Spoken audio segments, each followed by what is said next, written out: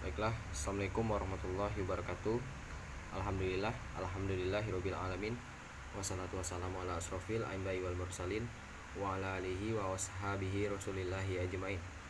Puji syukur kita ucapkan kepada Allah Subhanahu wa taala yang mana telah melimpahkan rahmat dan karunia-Nya kepada kita semua sehingga kita dapat hadir dalam keadaan sehat dan diberikan kelancaran oleh Allah Subhanahu wa taala. Baiklah, sebelum saya menyampaikan materi, izinkanlah saya memperkenalkan diri terlebih dahulu. Perkenalkan, nama saya Presmegari, NIM 19067018, Prodi Pendidikan Teknik Mesin. Baiklah, di sini saya akan menyampaikan materi tentang pembinaan dan pengembangan PTK, kenaikan pangkat dan evaluasi dan peran guru dalam administrasi PTK. Yaitu untuk materi yang pertama yaitu pengawasan dan evaluasi. Pengawasan dan evaluasi bertujuan untuk mengontrol agar semua proses berjalan dengan tepat untuk mencapai tujuan, karena besarnya kemungkinan terjadi perubahan situasi dan kondisi sehingga proses manajemen harus fleksibel. Dan di dalam pengawasan dan evaluasi terdapat preventif, konkuren, dan represif. Yaitu yang pertama yaitu preventif.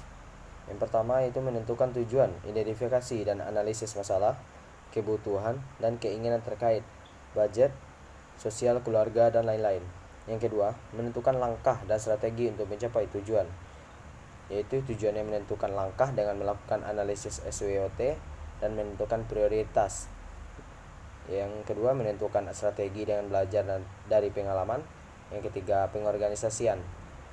Dan untuk dari yang preventif, yang ketiga yaitu pengawasan dan evaluasi memungkinkan untuk perubahan perencanaan.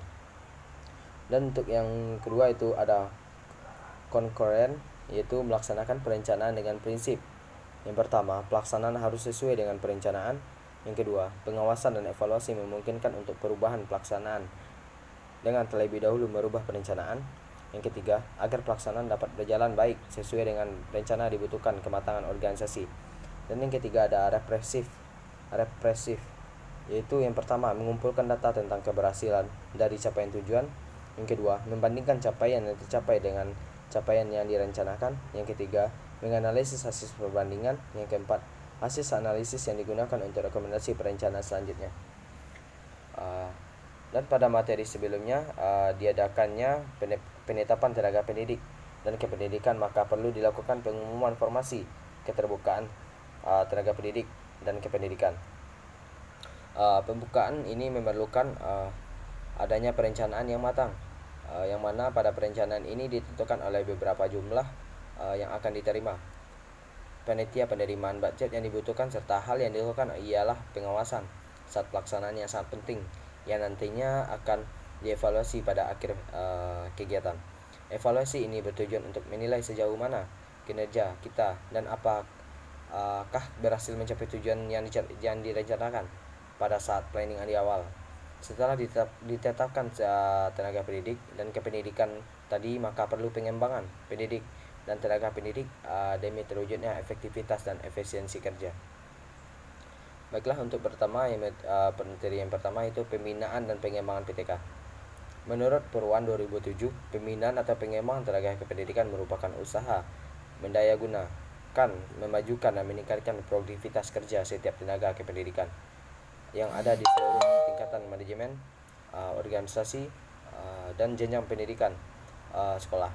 Tujuan dari kegiatan pembinaan ini adalah tumbuhnya kemampuan setiap tenaga kependidikan yang meliputi pertumbuhan keilmuan, wawasan berpikirnya, sikap terhadap pekerjaan dan keterampilan dalam pelaksanaan tugas sehari-hari, sehingga produktivitas kerja dapat ditingkatkan. Kemendikbud 2012 beberapa prinsip yang patut diperhatikan dalam penyelenggaraan pembinaan tenaga kependidikan. Yang pertama, pembinaan tenaga kependidikan patut dilakukan untuk semua jenis tenaga kependidikan, baik untuk tenaga struktural, tenaga fungsional maupun tenaga teknis penyelenggara pendidikan. Yang kedua, pembinaan tenaga kependidikan berorientasi pada perubahan tingkah laku dalam rangka peningkatan kemampuan profesional dan atau teknis untuk pelaksanaan tugas sehari-hari sesuai dengan posisi masing-masing. Yang ketiga yaitu pembinaan tenaga kependidikan dilaksanakan untuk mendorong meningkatkan kontribusi setiap individu terhadap organisasi pendidikan atau sistem sekolah.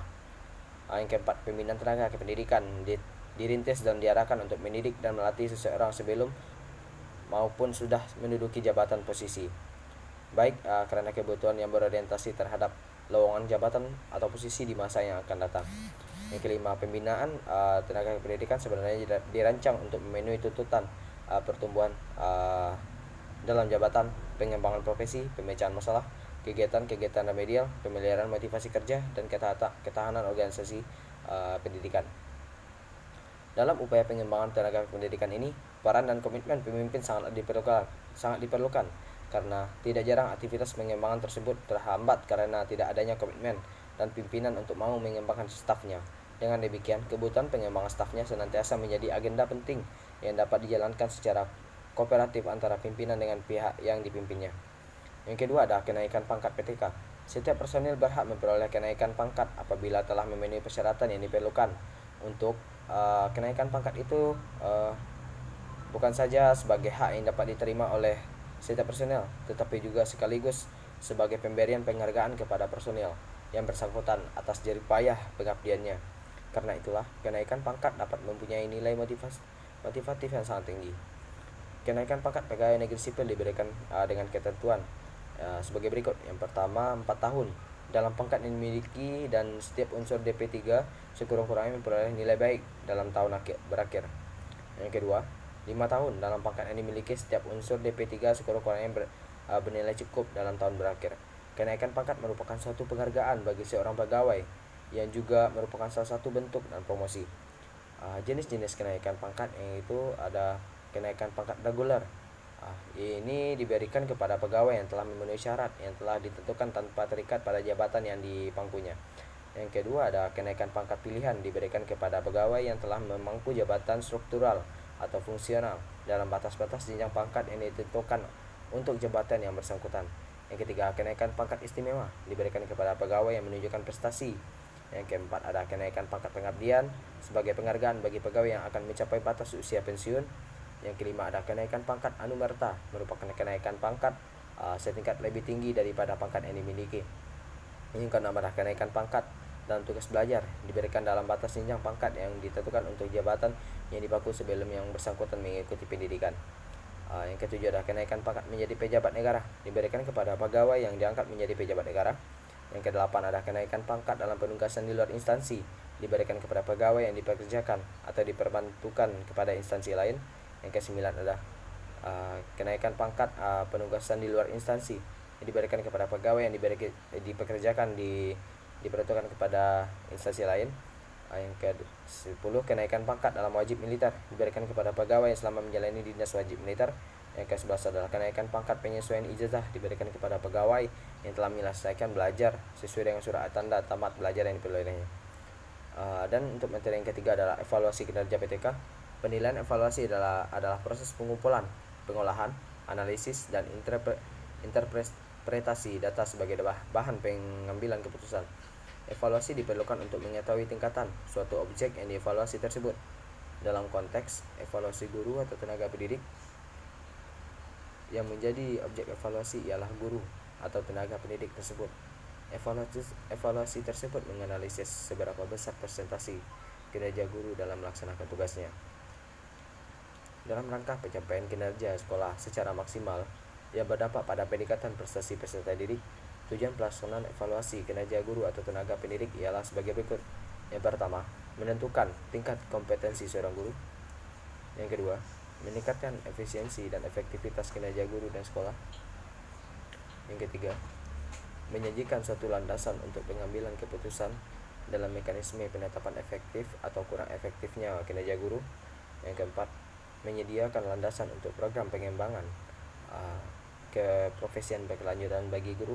Yang kelima, menjamin bahwa guru melaksanakan tugas dan tanggung jawabnya serta pertahanan sikap-sikap yang positif dalam mendukung pembelajaran peserta didik untuk mencapai prestasinya. Yang keenam, menyediakan dasar dalam sistem peningkatan promosi dan karir guru serta bentuk penghargaan lainnya. Dalam pelaksanaan evaluasi kinerja tenaga pendidik dibutuhkan adanya rambu-rambu atau konsep evaluasi. Konsep evaluasi ini di sini mencakup syarat sistem evaluasi, prinsip pelaksanaan, aspek yang dinilai dalam evaluasi dan perangkat pelaksanaan evaluasi. Yang keempat adalah peran guru dalam administrasi PTK. Dalam administrasi kepegawaian lebih difokus kepada guru sebagai pegawai negeri. Pegawai negeri adalah mereka yang setelah memenuhi syarat-syarat yang ditentukan oleh perundang-undangan yang berlaku, diangkat oleh pejabat yang berwenang dan diserahkan tugas dalam suatu jabatan negeri atau disertai tugas negara lainnya yang ditetapkan berdasarkan suatu perundang-undangan yang berlaku. Seorang calon guru bisa menjadi seorang pegawai negeri sipil jika telah melalui rekrutmen guru. Rekrutmen merupakan suatu aktivitas manajemen yang mengupayakan didapatkannya seorang atau lebih calon pegawai yang betul-betul potensial untuk menduduki posisi tersebut, melaksanakan tugas tertentu di sebuah lembaga. Adapun peran guru dalam administrasi kepegawaian yaitu yang pertama membuat buku induk pegawai, yang kedua mempersiapkan usul kenaikan pangkat pegawai negeri, yang ketiga membuat inventarisasi semua file kepegawaian, yang keempat membuat laporan rutin kepegawaian, yang kelima membuat laporan data sekolah dan pegawai, yang keenam mencatat tenaga pendidik yang akan mengikuti penataran, yang ketujuh mempersiapkan surat keputusan kepala sekolah tentang proses KBM, surat tugas, surat kuasa, dan lain-lain. Mungkin itu saja materi yang bisa saya sampaikan. Kalau ada kata-kata yang salah atau materi yang saya kurang tepat, mohon dimaafkan. Wabillahi taufiq wal hidayah. Wassalamualaikum warahmatullahi wabarakatuh.